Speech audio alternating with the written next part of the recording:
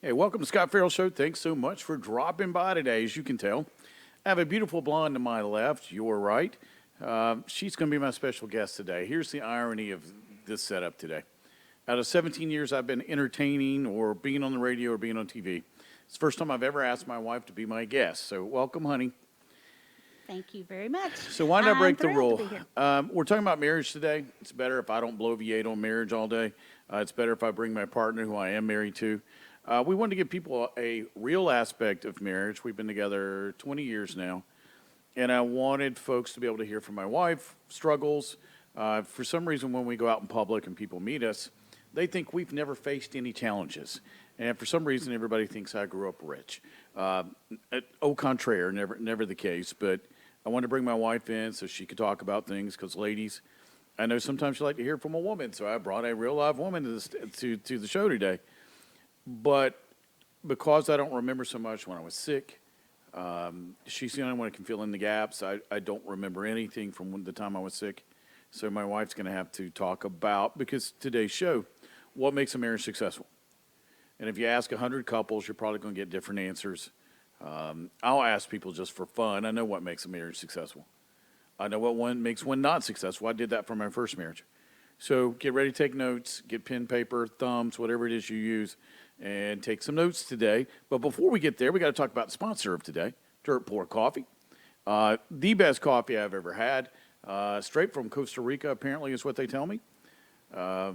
Great service, great muffins. If you like cheese straws, which are my favorite. In the South, you get cheese straws at wedding Weddings, showers, homecomings. baby stuff, homecoming. You always have to have a potluck dinner or a wedding to get cheese straws. And they have the best chicken salad, fabulous, and pimento cheese. She's recently added, she's going to get mad at me, but sausage balls, my favorite. They sell out same day, so if you want sausage balls, you have to get there early, or they're all gone. But some of the best coffee, best people. I believe I spoke to Snarky and Nicey today. I give everybody nicknames because it's nobody's business what their real names are. We have too many people on the internet who like to cause trouble. So I won't use their names, but great place to be. Downtown Summerville, Georgia. No, we don't live here. This is where we get coffee. But coffee's great, service is great. I can't say enough things about them. So if you're ever in the great metropolis of Summerville, Menlo, Mentone, Alabama, please stop in and say hello. All right, now back to my special guest, my wife. Thank you so much for stopping in, my dear. Thank you. It's a thrill to finally get to be on your show. Now, we always make fun of, we make fun of all the people on the internet that have their spouses as part of their stuff, because a lot of times their spouses screw up their whole shtick. My wife doesn't. My wife's been on TV. She knows what to do. It's never been pertinent till now to have you on, because you're going to have to fill in gaps I can't talk about because there's no memory of it. Now, I'm sure people want to know how we met, so I'll let you handle that first part. How did we meet? How long ago was it? And why did we even start dating? So in 2006, we met online. At the time, I was in graduate school to become, of all things, a marriage counselor, having had the first practice marriage. And I ran across you on a dating site, and you were head of a nonprofit for people who had issues with mental illness. And so I thought, oh my gosh, this would be so great. He would be wonderful to interview. And so you reached out to me. I can't remember if I reached out to you. It doesn't matter. I don't have any memory. And so we set a time to get together. And I woke up that morning with a blistering migraine headache. And I was so not happy about that, because after he and I had chatted a bit online, I just was looking forward to this interview. So took some medicine, headed to the coffee shop, and that's where vision and loveliness awaited me. Yeah, if only it was that simple. I just made her laugh for 3 hours, and then I asked her out for a real date, and it was to something that I was a part of a Christian men's group for people that really wanted to excel in the kingdom. And I did not realize that she had not been happy in her first marriage, and I was going to be with a whole bunch of married couples. I was the only single guy. And we were having our graduation from, not like seminary, but sort of. And I took her with me, and she met 12 wonderful guys. My mentor, Bob Shank, who's on the board of Samaritan's Purse. And we had a great time, and then we got out the parking lot. I'm going to tell the story. Everybody swears I'm lying. This is a true story. I'm very slow. I might shake your hand. I may give you a hug. That's the extent of it. Well, she boxed me in. So she shoves me up against the car, puts her forearm in my chest, blocked me off so I couldn't move, and then lays one on me and jumps on top of me. Am I wrong? Is that a true story? I did not jump on top of you. Yes, you did. I did not jump on top of you. So at the time, I was a single mom with 2 kids, and I only dated when my kids were with their dad, and so I didn't get a babysitter to go on a date or any of that kind of craziness. And so I really had to make use of the time I had, and so I thought, well, and my rule was if there wasn't a little sizzle when I got a goodnight kiss, I'm done with this person, because to me that was very important, and it was one of my top 5 things on my list, which we may or may not have talked about on this show before. We have not. And so I got in my car, I cranked to my car because we had just met at the place, and I thought, I didn't do my sizzle test. And so I jumped out of the car, and I did lay one on him, and I was like, yeah, baby, I want some more of this. So. Yeah, as I screamed for help in a dark parking lot looking for police to save me. No, that's true. Everybody say I make this up. It's a true story. I did not initiate. Yes. But it's funny because I talk about this on the show. I've gone over this.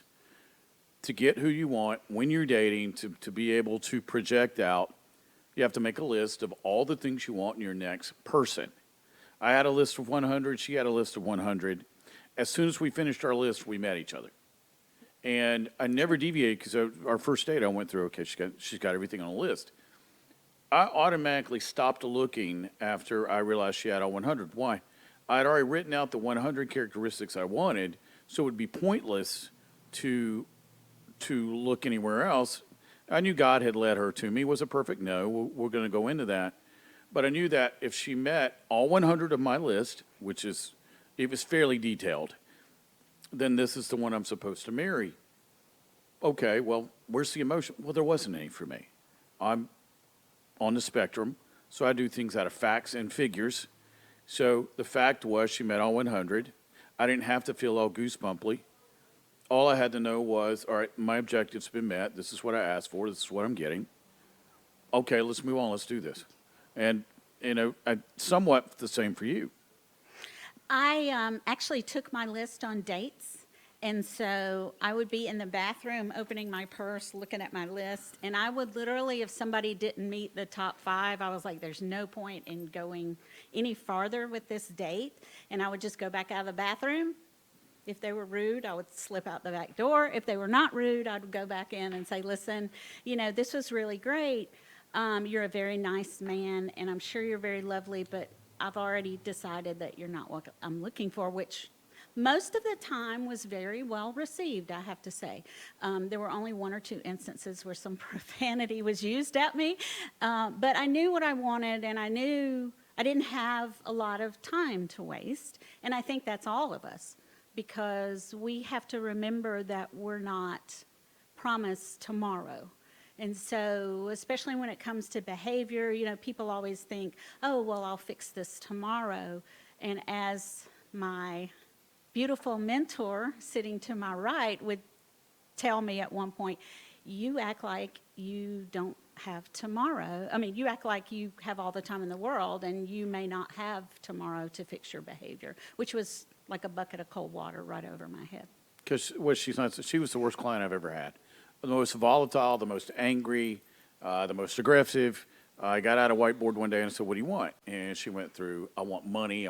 No, that's not what you want. That's BS. What do you really want? And I did that 4 or 5 times, and finally a stream of profanity came out of her mouth. And she doesn't use profanity. And I was like, oh, I've done it now. She picked up a marker, and she hit me with 4 of them in the face. As hard as she could throw them. I walked out of the room. I said, well, I'll give her a few minutes. She'll come down. She'll come back. Well, 15 minutes later, she came back and said, okay, maybe you're right. Maybe? No, I am right. It's what do you really want? And what do most people want? Peace, love, joy. To be able to go home and lay down at night and go to bed without being concerned about or be afraid of or feel for. They just want peace. And if you can provide peace for a human being, then they have everything. And boy, the older we get, the more we know that. And once I got through to her, after she stopped being mad at me, she agreed with me. And it was a good foundation because most people start a relationship either based on sex, external activities, how much money can we spend. I don't have time to play, and because I'm not overly emotional, I like to have facts and figures. So I wanted to see where she wanted to go because she made the list, but I had to really check and make sure that that it was real. And then I realized it was, and then I realized I was dealing with a real person. Now, the thing is, when you blend families, I had kids, she had kids. Blending a family, people always ask me, would you marry someone with kids? Maybe. Now, I had no intentions of marrying somebody with little kids. My son was already out of high school when I met you, and I was done. And then God decided I wasn't done, and that I was going to have to raise a little boy. But I didn't want to. None of that's something I wanted. I did not have that on my 100 things. But she had every characteristic. Why would that change me? Well, I know if it's something God wants me to do, he's going to give me the ability to do it, the ability to sustain it, all the right tools I'm going to need to make it successful, and chances are I have to impact this person's life. It didn't go as we wanted it at first. I'll let you handle this part of the story. We had a very rough time for the first 5 years, and that was because it seemed like no one in my family wanted me to be happy. And I struggled with that for so long because in my Hallmark movie world, you know, everybody wants to get along. Everybody wants to have the Clark W. Griswold Christmas dinner. And they didn't. And so there were people who somewhat conspired to break us up, to use kids to cause strife and discontent and just horrible situation. And it just took me a long time to go, wow, this is who I wanted my parents to be, to love me, to want happiness for me, but this is who they really are as human beings. And it's funny because all the time we talk to people and we'll say, you know, what's going on? What was your past like? How's your family? And they'll say, oh, my mom and dad, they were great people. And then, you know, 30 seconds later, we'll find out, oh, so-and-so's an alcoholic or a drug user or whatever. You know, it's like people don't really think about what's coming out of their mouth and how they view their parents. So we struggled mightily against that. At one point, he threw his ring at me and said, I'm done. And I feel like I cried for like 5 years, and I would sneak off into the basement and cry. And then I remembered that the Lord clearly told me that this was the person that he wanted me to marry, and I knew there was a reason for that, and I held on to that. And for me, that's how I got through those really, really tough times. It was easier for me. Here's why. Even though I was the object of all the hate, I grew up in a family that was very clear on how they felt about each other. Patricia's family didn't talk. They don't talk about anything that's real. It's the weather. It's for my family. There was no hold back. There was. It was very clear. You know, we didn't believe in holding stuff back. We handled things right there on the spot. Plus, when I met you, my parents had already passed. All my grandparents had already passed. I had two aunts still alive in the area, well, within reason, within 5 hours. I took her to meet my aunt, Frances, and she got a real clear indication of what my family was like, because my Aunt Frances was difficult, loved me, but to the external world, she could be the worst thing you've ever met. And then she got to see what my family was like, and then she got to meet my other half of my family. And it was amazing because God had already prepared me to be hated, right? These people are not going to receive you. They're going to try to get rid of you. They're going to take out all the stops to get rid of you and banish you from their circle.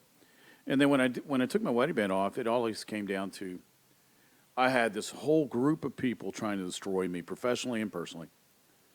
And she wasn't standing up. However, and here's the problem that we deal with as pastor and wife of pastor. We get couples to come talk to us as pastor and wife, and they'll give us this almost Norman Rockwell, Gen Z, look that up, Norman Rockwell-esque picture of their family. And we've got two people over here that have been divorced 3 times or whatever, and they got multiple kids and multiple marriages. And you're trying to tell me that you grew up in the Brady Bunch. Well, it's a lie. My wife, on the other hand, had candy-coated the family so much that she would not allow herself to see the real version, where with my family, it was very clear, distinctive. I've talked about how my parents talked to me. So it was clear in my family where it wasn't clear in hers, and since they wouldn't have a real discussion, would not discuss real feelings, did not have the ability. In the 20 years I was with them, they never found that ability. And so they can never have a real discussion with me, never ask me any questions about me. And normally I get, what's your intent with my daughter, whatever. None of that. It was just, please go away. And the amount of pressure, I always tell people, leave and cleave, right? Get married, leave the family behind. Which we did to an extent, but when you have kids, second marriage, blended family, you can't leave everybody behind. You may have 4 grandparents over here, 2 over here. You got an ex-spouse, you've got kids, you've got girlfriends, you've got boyfriends. So it's a little more difficult, but you have to have a clear indication. That's what I tell people. Don't make it the 3rd divorce. All right, God told you to do this. He's going to prepare you for this. It ain't going to be easy because Satan wants to destroy us both. And he did not want me to be a pastor and you be a pastor's wife. I promised her when we got married I would not be a pastor because me personally, I'm not so sure how good I am at it. But God made me one, and I broke that promise, but that's God's fault, not mine. I didn't lie to you. He did. I lied for him. Okay. But we try to tell couples, marriage is not based on the romance, on the feelings, on the electric feeling you get. And it gets better the older we get. I can sense when she's in the room and I only have to see her. I know when she's hurting and she's not with me. All that's true. But it's not about a feeling. It's not about an endorphin rush. It's not about a hormonal connection. It's about commitment. And even during the darkest times when I was just ready to kill them all, the entire family, including her, the kid, everybody, didn't want to see him anymore. I went back to God and said, all right, you promised you'd fix this. You promised me. Then she had a discussion with your family about, all right, shut up or get out. And then everything changed. And then all of a sudden it was us against the world, and we won. Well, I found in that period that I was very self-consumed. I was concerned about my happiness and my stuff. We have that on tape, right? Okay, just check. Okay, while we're at it, While you're we're at right it, and I'm wrong. There we go. Okay. She said she was wrong on tape. History is made. So, I had come out of a not fun, understatement, practice situation, as they say, and I just was so guarded and had the walls up so high, and I know a lot of women are like that when they go through a situation where they go through some horrific stuff.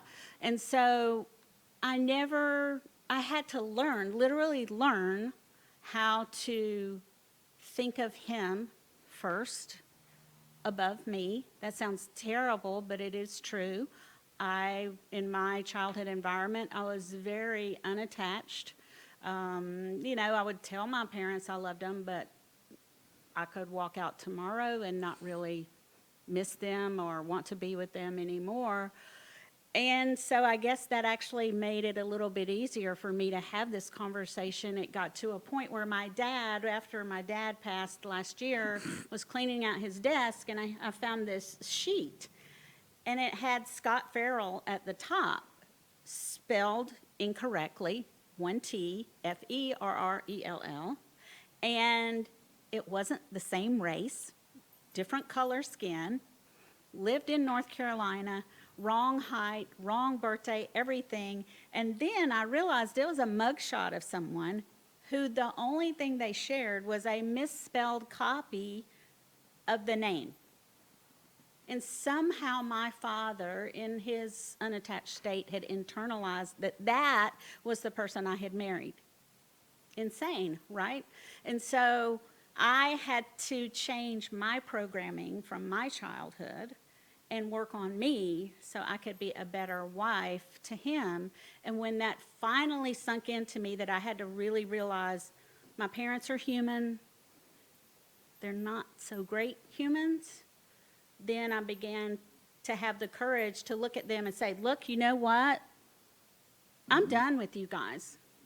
Like, write me out of the will, sign off on me, whatever, but I am no longer your daughter. And that's exactly the conversation I had with them when you began to get sick. And that is why when you were sick, we had no support system whatsoever. Yeah, I'd been over to the house. I went to play golf with my father-in-law. Thought we had a good time. He got me a pimento cheese sandwich. It was really good. Call the clubhouse, they'll bring it to you, right? No, it was egg salad because I'm allergic to eggs. But it was still good. I ate it. And I took some Benadryl. But we get back. We had a great time. Then he calls her and trashes me. And it was funny because the guy that he thought I was 6'2" and black. Now, I wanted to be 6'2" and Cherokee Indian because all my buddies growing up were Cherokee, and they had great cheekbones and long black hair and dark skin. I always wanted to be a Cherokee Indian. I'm still not. Not I'm still today. Irish. Still not going to work. But my friends all look good. And he was a felon. He armed robbery. You name it. The rap sheet was a mile long. Terrible. I was a high school coach. Last time I looked, I could not participate in the school system of Georgia or North Carolina where I was if I had a record a mile long. But in no way, shape, or form could I ever change his mind on me because it really had nothing to do with that. He did not want his daughter to be married, especially not to somebody as outspoken. Being a former Satanist, I didn't really like the rules, so rules don't apply to me, and that's how I live my life. And I don't really care how you feel about me. And it rubbed your whole family wrong. And God called me to be here, and I knew I had to be there. But then we started to see problems with me. It's funny because I'm on the radio, I'm on TV, I'm writing books, 2 bestsellers. At no time does he ever acknowledge that. And then he gets mad. We'd be out, and why are we telling these stories? Because these are the questions I get all the time in mailbox. Sometimes I don't use them all. But people think you get married and everything's rosy. It's not, especially when the other person's family is trying to destroy your life, professionally and personally. And even though I had all these accolades, we would be out. And Atlanta operates like a small town. I think any city does once you're in a. So if you're in the entertainment business and you've been on the radio in Atlanta or TV, everybody knows who you are. So I'd have people come up to me in public when be with your parents or your father. He'd get angry when people would come up and want to talk to me or they always wanted a question answered. It really had nothing to do with me. They just wanted me to answer a question so they could move on. And her father would get so upset. And then my wife's from Gainesville, Georgia, and she was Miss Gainesville High School. Why is that pertinent? Well, when you go out, Long Street Cafe, if you've never been there, go. Tim's a wonderful guy. Food's great. People are great.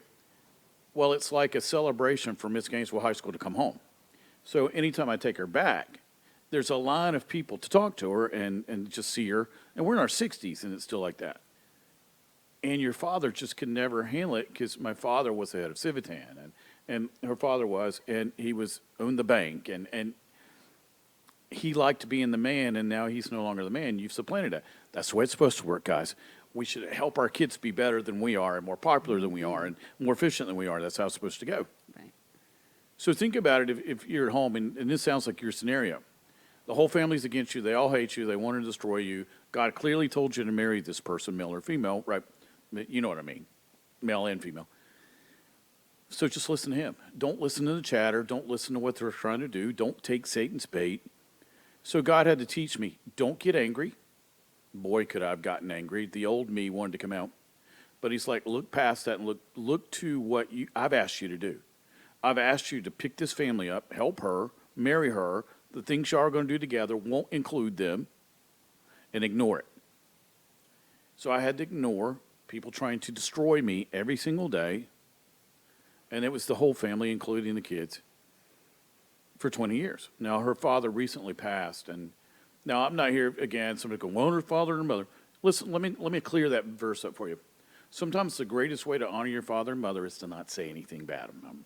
Now, we have to use some things because if we don't tell the story, people don't get anything out of it. But I'm not going to sit here and trash them. It was difficult. They made it difficult on purpose. They worked for Satan. However, happy ending. Right before my father-in-law died, I'm at Publix, and I'm picking up chicken, and the Holy Spirit goes, today's the day, go back and get him saved. Mm-hmm. I'm right now in the middle of chicken. I'm all good. I hope it goes to hell. No, you're going to go back and do what I tell you to do. So I get back. We win him to Christ. It's the first time he's ever been nice to me. My father-in-law was completely deaf by the time everything happened. So we got that done. And then he, later that night, went into a coma, and it's the last thing he did. So clearly, we were supposed to get that done. But the thing is, how do you, again, you know this, because everybody likes to talk about marriage. That's the best time, what we do. You are my best friend, and we do everything together, and we organized our lives that way. But so many people don't plan on the bad. Yeah, you're right. And little did she know, and little did I know, had I not married you, I'd die. We started to see issues, 2012? 2014. Yeah. For sure. Almost died having surgery. They brought me back in 2012. And then my health just started to disappear. And my career, I lost my TV show, I lost my radio show. I was syndicated. I opened for Rush Limbaugh. And all of a sudden one day it's over and it's gone and I can't even move. And my wife worked for me full time.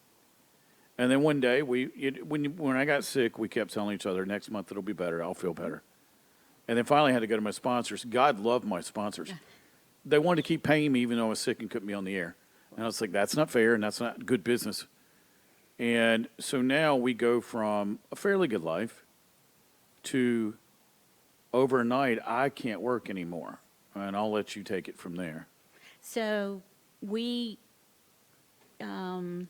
went from a beautiful home on the lake to me driving a 20, and if you know anything about me, you know how frightening this is, a 24-foot-long truck loading everything we owned to move into this teeny tiny little apartment because he could not even walk probably 10 feet without somebody holding him up. And, you know, people always say, well, you know, why did you guys lose everything? Why was it so horrible? I'm like, well, we had no debt. But if anybody knows you've been a caregiver for someone who is ill, you know, everything you have is wiped out in a millisecond when it comes to medical bills and doctors and testing. And that was part of the problem that was so hard to deal with, is that no one could significantly go, okay, this is X problem, and we're going to use this type of plan to fix that. He had all these really strange things that were going on, some of which we didn't find out until a couple of years ago. And it was just very difficult. The second thing that we did was we immediately changed our plans, moving from a big, huge, wonderful house to a small house very quickly so he could get around. We adjusted our expectations of our life, financially, spiritually, emotionally, physically, and then we started making plans from that point. And one part of that plan was we did not get on social media. We did not start a GoFundMe. We knew that God was going to take care of us. And one of the first things that Scott said to me, the first time I ever met him, was, if you don't know Jesus Christ as your Lord and Savior, I don't want anything to do with you. And I was like, well, there you are. She got a little uppity when I said that. Even though it was one of my top 5, I was like, you could have eased into that a little bit She noticed better, I just didn't care. Yeah.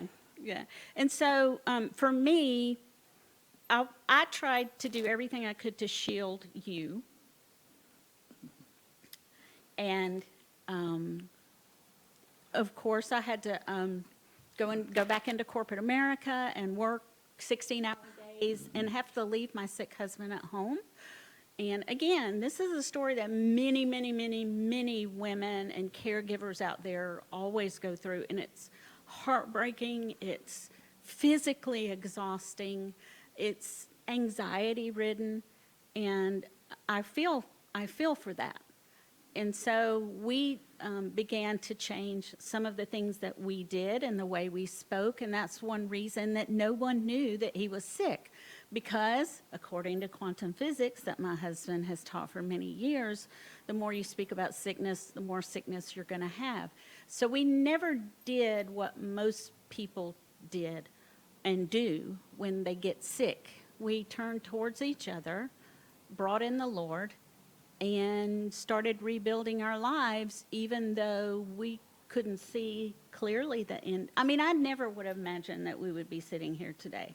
No, Would you? it was funny. I was at my high school reunion years ago, and my friend, I'm not going to use his name, was dying of cancer. He didn't realize how sick I was. And we were talking, and he passed, and I didn't. And in 2016, we released a book. It was an international bestseller on 4 continents. That was the last day my publisher heard from me. I was so sick, I don't remember releasing the book. Didn't really know what was in it. Don't remember. I have to go back and look through the book myself. And that was in 2016. And you just started corporate America. And I remember she was leaving for work one day and grabbed me by the shirt collar and goes, "Don't you down on me. You're smart enough to figure this out. You better figure out a solution to this. Will So you come all I this better way? not Don't you come die home on one me." day and you be dead." Okay, no pressure. So all I could do was move my thumb. So she gave me a Roku. It took me 20 minutes just to walk to the bathroom. And I watched 16 hours every day of healing scripture videos. Well, I was pretty good at quantum physics, and I'm a shade tree astrophysicist. So I was like, okay, it's just quantum physics. I'll prove that every scripture in the Bible is true through quantum physics. Fast forward now remember how long this took. 3.5 years of me not being able to toilet, bathe, see, remember, walk, feed myself, and I'm isolated for 3.5 years. And then one day she gets up and she goes, "Well, you've been healed. Go to the doctor." So cardiologist, blood doctor, all confirmed, new heart, I had all new organs. My organs were rotting from the inside out in my body, and I smelled like a decaying corpse. Then my blood healed, then my eyes got healed. I still have to wear this, but other than that, whole time she's still working all this time, and I don't remember any of it. Now, my wife had to sell all of her jewelry. If it could move, it was sold. If it didn't move, it was sold. The cat could move around, so we kept her. And then the cat had the audacity to die on us. Yeah, But everything that could have gone wrong materialistic-wise did, but everything that could happen spiritually in a positive level did. And we learned more while I was sick than anything about seeing the unseen and about the quantum, because I had taught it for years. But boy, God gave me a firsthand experience in experiencing it. And it really is true. Whatever you vocalize has to materialize in the natural. That's true. So this past week, I had a long talk with my agent from radio as he proceeded to scream and holler at me because I never told him the truth. And same thing with my speaker agent, never told him the truth. Same thing with my mentor, never told her the truth. They've all had that conversation with me. Why? Because I could not tell them what was going on without saying that was me. And I had the most toxic blood of any human they'd ever seen. And now I don't. My blood's perfect.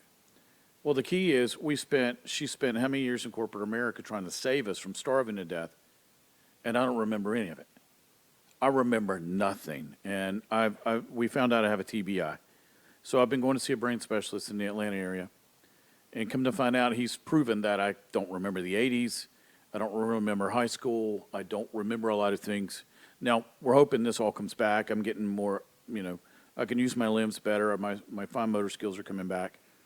But every single day she would leave at 6:30, drive to work wondering if I would still be alive, worried about all the money problems because we didn't have any, because here we go from one life to the next overnight, and our income's cut to nothing. And I remember one day we looked in the fridge, there were no food. We looked in the pantry, there was 1 pack of ramen noodles, and I don't eat them. And we had no way to go get food. Zero. And we had to make a choice. Either we tithe on what she made, or we buy groceries. We tithe. 30 minutes later, we get a knock on the door. Somebody brings us enough food to fill up the refrigerator and the pantry for a month. And then we got another call, and somebody else had helped us. It was amazing how things really developed for us. But you had to carry the entire burden. You had to sell everything you had of value. I don't remember. What makes it worse is I don't remember any of it. So I can't even identify with what she went through because I don't remember any of it. I don't really get my memory till 2021, probably, post-COVID. I don't remember a lot of that, and it's still spotty. And it really taught us what marriage is really about, because it's for better or worse. When I marry couples, I go over this. All right, look at our marriage. Look at what happened to me. It can happen in your marriage. What are you going to do? See, we already made a decision. If this happens, we're going to. Mm-hmm. Because if I serve a God outside of time and space, then there's nothing in this realm that's permanent. Therefore, I can change the circumstances at any time I choose. And going to work every day, you did the same thing. I had a couple of moments that I will never forget, and one of them was I was driving to work. I had about a 45-minute drive to work, and this is in a car that had no heat and no air, and if you live in Georgia, you know that the heat's not that big a deal, but the AC, whew. And so I just gritted my teeth, and I was yelling at the Lord, and I said, you promised that this was going to work out. You promised, you promised, you promised. I never blamed God. I never blamed God. But I held God to his promises and in the Word of God. And so I did a lot of reading of the Word of God. But I wanted to share this book with the audience, and hopefully you can see this. So this book really changed my life. And if you're familiar with the movie The Secret, this is the book that movie was based on. This book talks, there goes all of our stuff out of it. This book talks about how to speak life into your life, and also talks about Jesus in this book, which they completely removed from The Secret, but that's another story. But that was such a valuable lesson for me, because every single day I would see little baby miracles. I want to tell the Verizon miracle. Yeah. So clearly, when I lost my position with Scot, we had no money. I worked for him. I had not yet re-entered corporate America. I would call what felt like to me every single day to Verizon and say, please don't cut off my cell phone. I need it to find a job. Please, we will not declare bankruptcy. We will honor our debt, because this is the right thing to do and this is the godly thing to do. But please work with me. If you know anything about Verizon, you know what a huge company it is. And you know that me getting the same sales rep on the phone 5 times in a row is probably mathematically impossible. That woman prayed for me on Verizon time. When I would call in, she would answer the phone. Miss Ferrell, how's your husband? I've been praying for you, girl. And I would just burst into tears, and I did a lot of crying by myself, because the most important thing was for my husband to spend his energy on getting healed. Not for me to go in and say, oh, poor me, I got such a hard life. My job was to handle things and speak life, not only into my husband, but to speak life into our life, into the bills, into our finances, into the relationships that we had. And we just saw from there on out, we just saw the miracles continue to grow. We started to see him get better and better and better. And today, we're still experiencing the wonderful miracles that we experienced in that time. A different kind of miracle, but, all the glory to God that he healed my husband, and he is my best gift I've ever been given. Yeah, I'm back on camera because my agent, the one that blessed me out this past week, because he loves me. His He's named Steve Wall. If you want to look up royalty of radio, Steve Wall, Charlie Tuna, Wolfman Jack. What do those 3 have in common? Check it out. You can look up on the internet. Steve Wall's part of the radio royalty during the heyday of radio. I love him like a brother, and he got mad enough to start screaming at me this past week. But he called one day, and he looked at her, and he said, it's time for my boy to come back. And he's like, don't do radio. Make sure you got a camera doing radio. And that's why I'm back, and we were talking about it this week. He's actually going to be on the show one day, because Steve and I are good examples of people who got to live their dreams when they were kids. But because of that, now we're, okay, I still have a TBI, still going to see a brain specialist. I can sort of walk.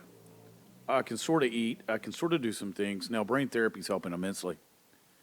But when you look at marriage, you always think about the Hallmark moments with same plot, 560 movies, right? The Christmas movies. yeah. Oh my gosh. They're all Somebody the set me same on movie. fire. There's They're no way all I the can watch. same It's the same movie, guys.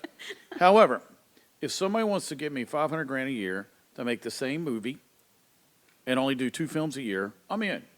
Oh, okay, I can do some sappy thing. It's not real life, not at all. But for a marriage to work, and that's why I have my wife on, she's proof that she was willing to go through hell to make sure I lived, and now we're on the other side of this. But we had to make decisions a long time ago before I got sick. Yes. People always go, well, it's about love. No, it's about commitment. Commitment's what you do when you don't feel like doing it. Do we always feel like, well, I do. I can't say I don't feel like being married because I do. I love being married. I didn't like being single. That's my second wife. I was the problem on the first one. I had a great first wife, great second wife. That's easy. I was the problem. So when you're the problem, you know how to fix it. It's you.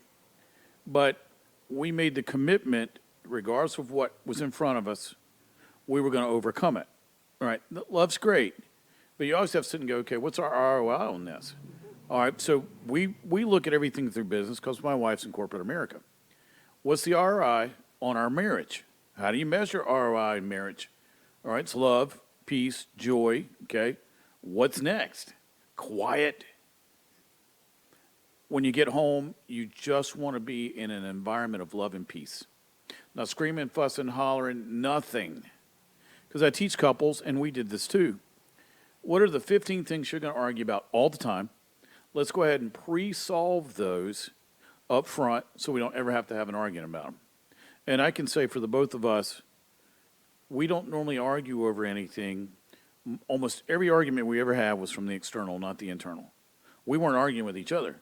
It was normally based on people trying to destroy us. And we've not really argued since those people have all disappeared, unless I used the wrong tone. Even though I'm right, I've used the wrong tone. I was too snappy or whatever it was. But outside of that, but because we made that commitment, where the service in the force is not going to rock us. All right, stop doing that. That's from Satan. Cut it out. We don't go to bed mad. We don't, none of those things, because to be honest, we don't get mad. Not me irritate her sometimes using the wrong tone, but outside of that, there's no reason for us to be irritated with each other. I think one of the very cool things that happened to us, so when we got married and moved in together, we literally had the same artwork. So we had like duplicate copies of all of this artwork, and we're like, what are we going to do with 12 copies of Monet's water lilies or whatever? So we had a lot of things in common, but it's been so exciting for me to be partnered with somebody who is so talented, genuinely from God.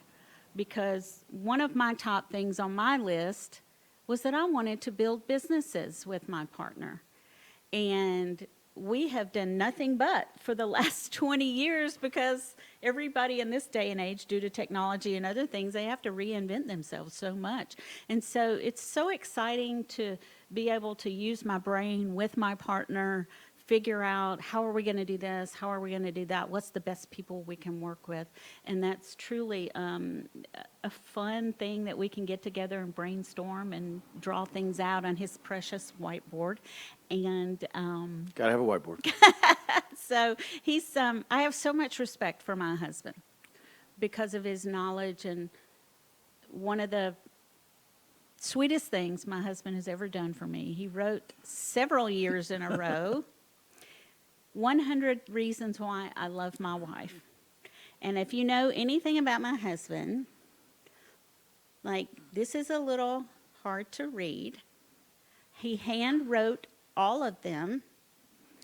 And so people ask me, well, doesn't your husband send you flowers on Valentine's Day? Doesn't he do this? Doesn't he do that? I'm like, he does that every single day. That is a made-up holiday. And we have as much fun going to the storage unit, eating wax paper, peanut butter, and jelly sandwiches like we did this past Sunday. That was my Father's Day lunch. That was Father's Day, I was yes. working at a storage unit while she made PBJs in the car. Yeah. Boy, we're sexy. So it's we're in the boat together. I hate to use cliches, but we are in the boat together. We're rowing the same way. We know exactly what we're working for. I can tell you right now, you'd be bored, but I can tell you right now what we're working on to accomplish this year. And we're going to accomplish it. And so I find that the people that we talk to, and I'm not the behavior expert, they have a marriage and they just expect everything to work out. And they never sit down with their spouse and say, hey, this year, let's do this. Or they never sit down with their spouse and their family, hey, let's save up to go to this place or that. Hey, this month, let's go do free Frisbee in the park or whatever. Money has nothing to do with it. It's all about choosing to do the things that are great for your relationships, whether that's your family or your spouse or your friends. Yeah, we made a decision to run our company, our family, like a business. Weekly meetings with the kids and us. Write everything on the whiteboard, get everything out.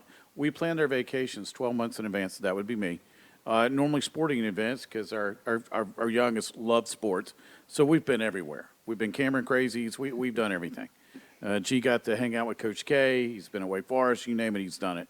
But we decided that it was all about ROI. How do we maximize that?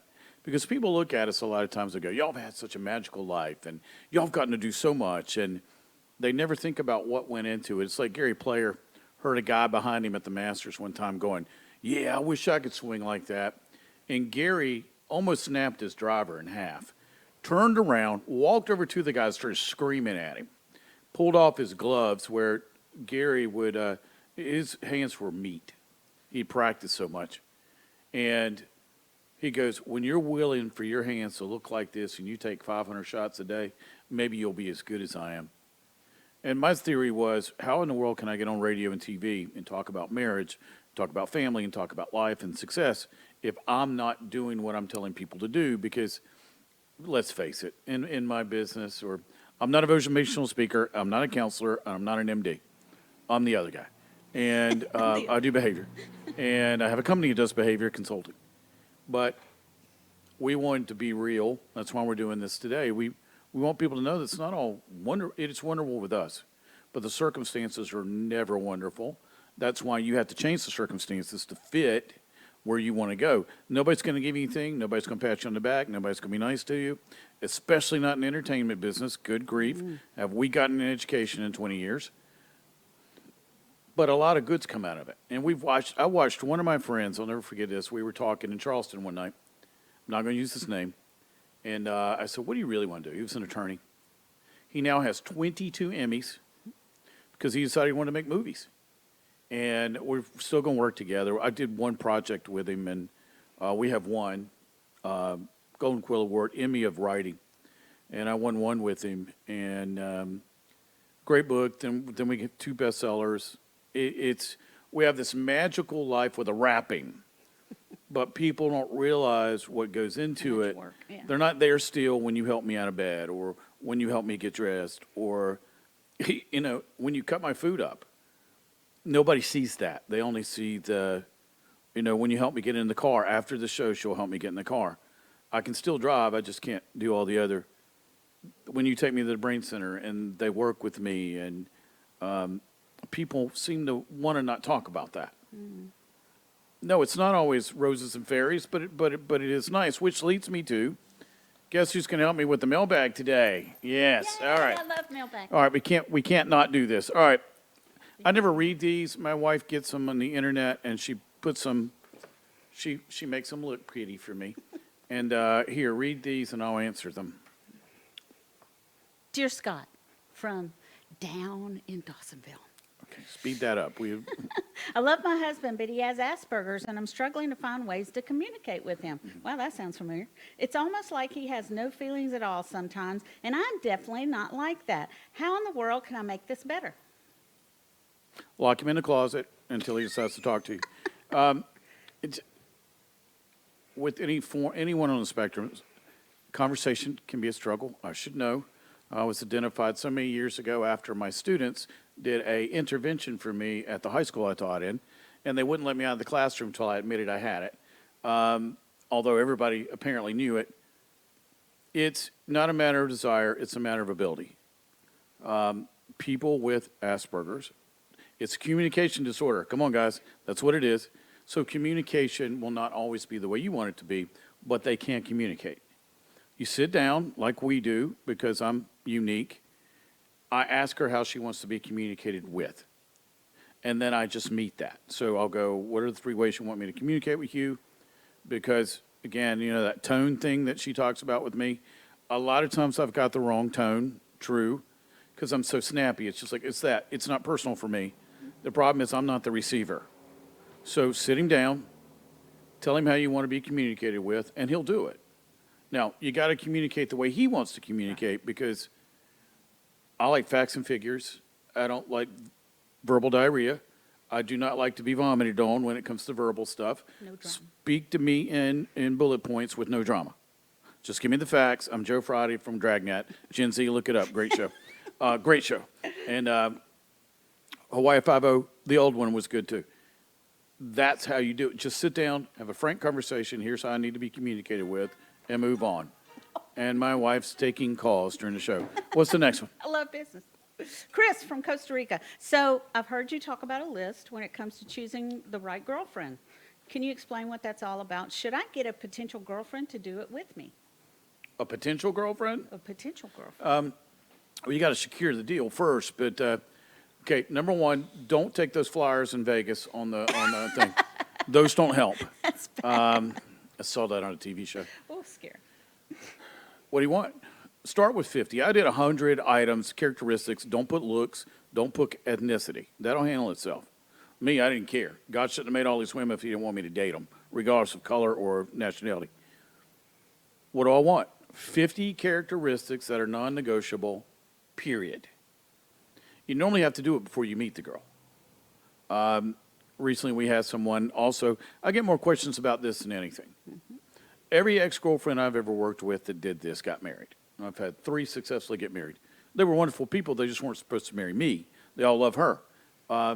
So make the list, get a cup of coffee, cup of tea, whatever it is, sit down, write out 50 characteristics, not based on feeling, things that you want in that person, and then once you write it down, live through it, ruminate on it, talk about it, and that person will show up. It's that simple.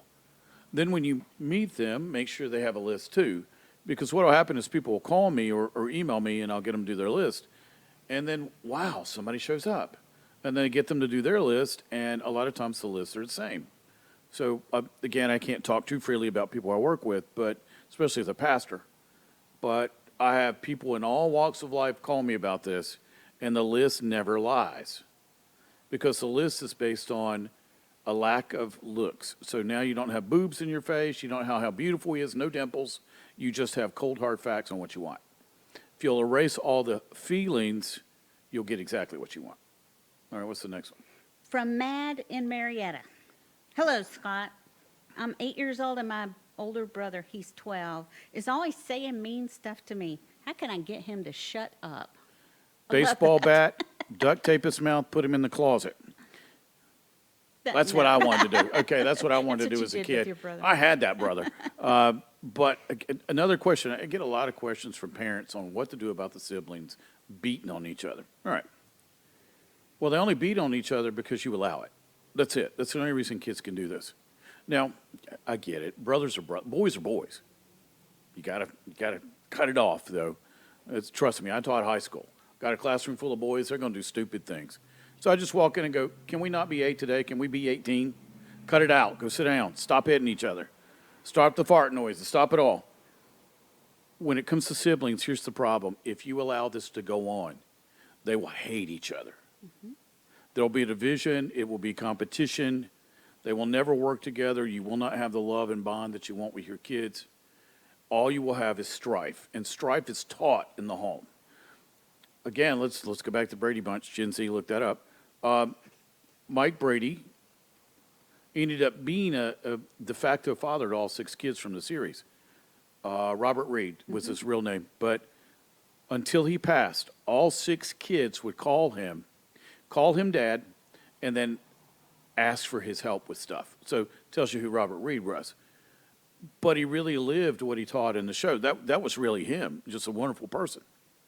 And you have to teach your kids, one, again, it's a company, right? Do you let your sales manager and your IT manager scream and holler at each other and hit each other? No. Now, our whole TV show was based on family businesses to where you either make it profitable, sell it, or kill each other. That was the whole premise of the TV show. So I'd have to go into a family business and straighten it out or get them to sell it or just kill each other in front of the employees, because you can't have the CEO and the chairman smacking each other at company gatherings, which had happened. And two brothers just start punching each other in the face, a multi-million-dollar company. Can't do that. Where did it come from? A childhood of resentment. You've got to teach the kids, we're one unit, we're one team. It's no different than a locker room. Yeah, when I was a high school coach, we had disagreements, but they handled them in the locker room, never externally. Why? Because we knew we had to play as a team, we had to live as a team, and there was love there. A lot of kids don't learn to love for each other because the parents jockey for position with the kids, and they make the kids earn love instead of just be loved. And in a home with kids, don't make them earn the love, give it to them freely. Make them take care of each other, make them look after each other, make them do these things that make a cohesive unit out of your family. And I just go to Walmart and see people doing this wrong. And they make their kids jockey for love, one thing, and then they pick favorites, and then they let one kid get away with everything and one kid not. Some of my head injuries come from that type of situation that I'm having to get fixed now in my 60s. So parents, please listen to me. Don't play favorites. Every kid's unique. Every kid has a unique personality. Every kid's going to go on and do something wonderful, uniquely apart from their siblings. So don't give the normal, why can't you be like your brother? Why can't you be like your sister? Their ex, when you're not. And I heard that, and this is not against my brother. My brother had nothing to do with this. My parents would call me a retard and then ask me why I couldn't be normal, and then hold my brother up as the example of perfection. Not my brother, them. I never got mad at my brother for that. What my brother doing that? My brother was busy being him. I'm still busy being him. That had nothing to do with him. So my hard feelings were placed in the right spot. It was mom and dad, not my brother. Now, we don't see each other because he lives 7 hours away, and it just doesn't happen. But that brings resentment, not for him, but for them. And it was something I never got to deal with while they were here. I had to deal with it post. So keep this in mind. Make them be a unit. The older brother should look after the younger brother. They should be each other's keepers, and the other, and make them work as a cohesive unit, or you're going to have trouble. Now, if you have any questions, go to ScotFerrell.com. If you want to give us some questions, my wonderful wife reading today, what she didn't tell you was I have dyslexia. If you ever hear sounds and sights, we're close to the street. Somebody always likes to hear their motor run. Show at ScotFerrell.com if you have any questions about behavior, et cetera, ScotFerrell.com. Remember, love your family. Let them know how much you love them, and I'll see you next time. Take care.